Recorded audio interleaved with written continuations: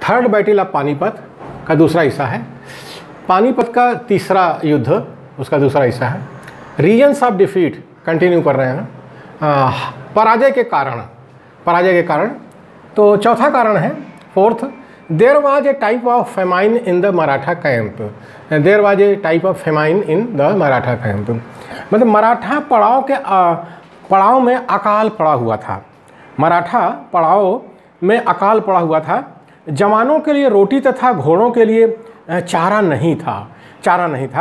अफगानों की सेना की आपूर्ति के मार्ग पूर्णतया खुले थे। यानी अहमद शाह अब्दाली ने क्या किया था कि मराठा जो पड़ाव था, मराठा जो सेना थी, उसके चारों तरफ जो है उसने ट्रांसपोर्टेशन को और कम्युनिकेशन को और जो है उनका जो लॉजिस्टिक है सबको काट दिया था उसने, यानी जो रसद को उसने काट दिया था।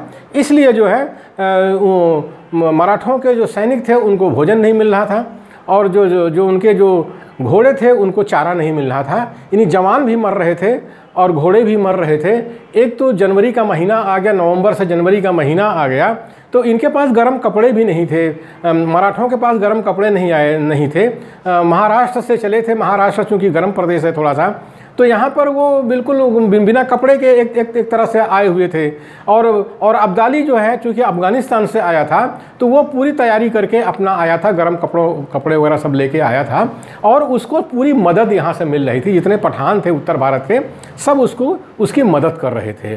तो इस तरह से जो है मराठा जो पड़ाव था, मराठा जो सेना थी उसके अंदर अकाल पड़ा हुआ था। दूसरा इसका पांचवा पॉइंट है, Marathas did not get any help from Jat Rajput and Sikhs. ये जो मराठों की विवेकहीन लूटमार के कारण न केवल मुस्लिम ही उनसे दुखी थे अपितु हिंदू, जाट तथा राजपूत भी उनसे दुखी थे तथा सिखों ने उनकी सहायता नहीं की थी। ये तो वही बात हुई ना कि जैसे सारे हिंदू राजाओं पर जो है, जो हिंदू नाम से माने जाते थे, सबके ऊपर टांग उठा करके इन्होंने जल चढ़ा दिया था कुत्तों की तरह। तो इस वजह से इनको कहीं कोई मदद नहीं मिल रही थी, न जाटों से मिली, न सिखों से मिली, न राजपूतों से मिली मराठों को। इसका आगे पॉइंट है, छठवां पॉइंट है, भाऊ इंसल्टेड मल्हार राव होलकर। भाऊ इंसल्टेड मल्हार राव होलकर। भाऊ मल्हार राव होलकर को एक व्यर्थ वृद्ध पुरुष समझता था तथा उसने उसके सैनिकों की नज़रों में उसे अपमानित कर दिया था। मल्हार राव होलकर ने क्रुद्ध होकर कहा कि यदि अब्दाली जैसा शत्रु पुणे के इस ब्राह्मण को नीचा नहीं दिखाएगा तो हमसे तथा अन्य मराठा सरदारों से ये लोग कपड़े धुलवाएंगे, अपनी चड्ढी धुलवाएंगे। ये मल्हार राव होलकर ने जो है क्रोध में आकर के भाऊ को कहा कि इसको अगर अब्दाली नहीं हराएगा तो ये ऐसे हमसे करेगा। इस तरह से मल्हार राव होलकर वगैरह भी जो है मैदान छोड़ करके चले गए। आगे है point, Abdali used guns, Marathas had swords not guns. सातवां है, अब्दाली ने बंदूकों का प्रयोग किया। पानीपत के तीसरे युद्ध में अब्दाली ने बंदूकों का प्रयोग किया, जबकि मराठे अभी भी तलवारों तथा भालों से लड़े। एक तरफ बंदूकें चल रही हों तो उनके सामने तलवार और भाले क्या करेंगे। तो मराठों के हार का एक कारण यह भी था। नवा पॉइंट है साथियों, नवा पॉइंट है, नाइन्थ, भाऊ वाज आठवां पॉइंट है, Maratha artillery was very heavy in comparison to Abdali.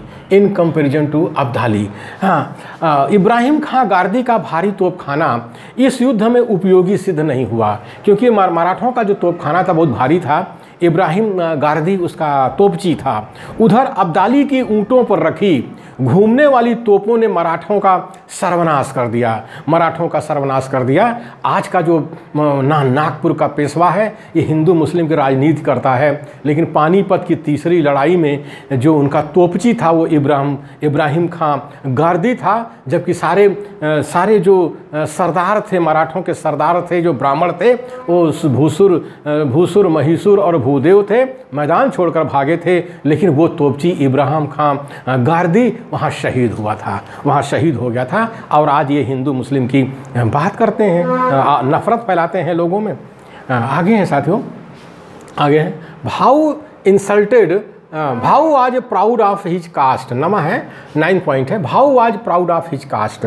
भाऊ एक दंभी तथा अपनी शक्ति का दुरुपयोग करने वाला व्यक्ति था। भाऊ जो है एक दंभी था, यानी अपने को ब्राह्मण कहता था और अपनी शक्ति का दुरुपयोग करने वाला व्यक्ति था। वो सोचता था कि अब्दाली के सैनिक और अब्दाली जो है युद्ध भूमि में उसके पैर छुएंगे। तो इतना दंभी था ये, अहंकारी था, दंभी था ये भाऊ, इतना घमंडी था कह लीजिए। आगे का पॉइंट है साथियों, आगे का है भाऊ 10वां पॉइंट है। भाऊ इंसल्टेड जाट किंग सूरजमल। राजा सूरजमल जाट ने, जो भरतपुर के राजा थे, राजा सूरजमल जाट ने भाऊ को परामर्श दिया था कि वह स्त्रियां तथा बच्चे जो सैनिकों के साथ साथ थे तथा भारी तोपें तथा अन्य ऐश्वर्य की सामग्री झांसी अथवा ग्वालियर में ही छोड़ जाए। ये सूरजमल जाट ने जो है, जो भरतपुर के राजा थे, जाटपुर राजा थे, उन्होंने भाऊ को कहा था कि वह स्त्रियां तथा बच्चे जो सैनिकों के साथ थे तथा भारी तोपें तथा अन्य ऐश्वर्य की सामग्री झांसी अथवा ग्वालियर में ही छोड़ जाए। और उसने आगे सलाह दिया था कि उसने कहा आपकी सेना शेष भारतीय सेना से अधिक हल्की तथा तीव्रगामी है। यानी मराठों के लिए कहा था भाऊ से कि आपकी सेना शेष भारतीय सेना से अधिक हल्की तथा तीव्रगामी है, परंतु दुर्रानियों की आपसे भी अधिक। लेकिन दुर्रानियों मतलब अहमद शाह अब्दाली की आपसे भी अधिक है। लेकिन जब सूरजमल जाट की बात भी नहीं मानी इसने, भाऊ ने, तो जाट सरदार भी इसका साथ छोड़ गए।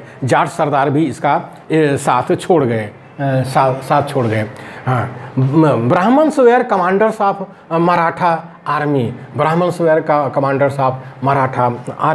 इस प्रकार जो है, मतलब कि जो ब्राह्मण थे वो मराठा आर्मी के ढेर सारे कमांडर थे, भूसुर, महिसूर और भूदेव, और सब के सब जो है मैदान छोड़ करके भाग गए।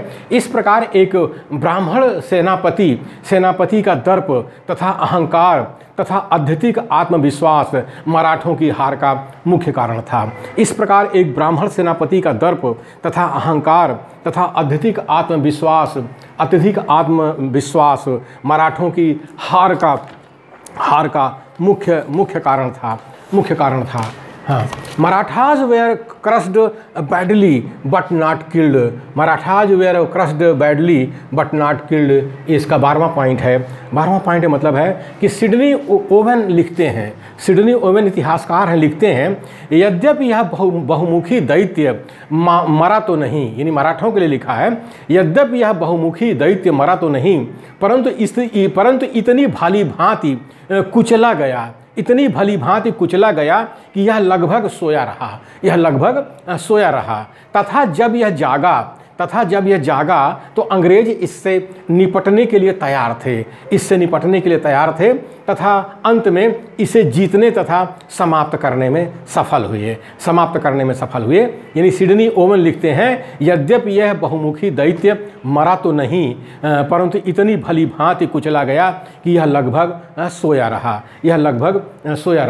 ये कहते हैं, यानी कि Marathas were crushed badly but not killed. इसका 12वां पॉइंट था।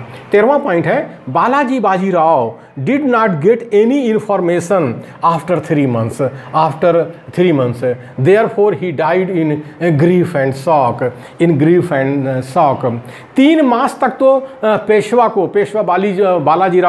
बाजीराव को 3 मास तक तो पेशवा को हानि का ठीक अनुमान ही नहीं लगा कि उसके सरदारों का क्या बना। यानी विश्वासराव तो मारा गया और भाऊ लौट करके शायद आया नहीं, फिर महाराष्ट्र आया नहीं। पेशवा इस महान शोक के कारण चल बसे। पेशवा बालाजी बाजीराव इस शोक के कारण चल बसे।